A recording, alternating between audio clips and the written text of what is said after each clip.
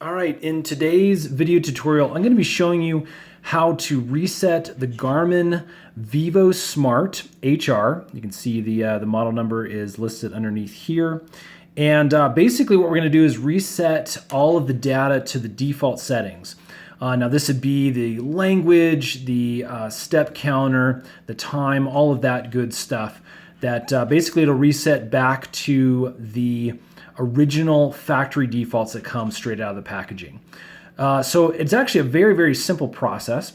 I'm going to go ahead and hit the menu button here, and I'm going to swipe up until we get to the gear icon right there. I'm going to go ahead and click on the gear icon, and as you can see, there's a number of different languages and the time, as well as units and miles, activity tracking, heart rate, screen preferences, and then the very last one, this is the one we're going to be looking for. You can see restore the defaults.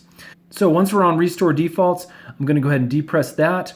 It's going to ask me, are you sure you want to clear the user data? I'm going to hit that check mark button. You can see it goes back into the Garmin logo, and it's actually going to just do a quick reboot.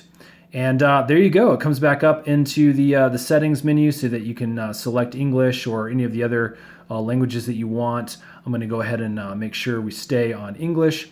And basically, at this point, it'll ask you to connect to the Garmin Connect to the mobile app.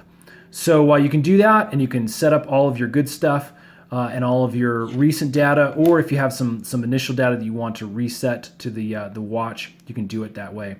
There you go, friends. Again, that's how you restore the watch to factory default settings. And yeah, stick around. We got a lot more tutorial videos, tech tips and tricks coming up soon. Hit that subscribe button, and we'll see you again next time.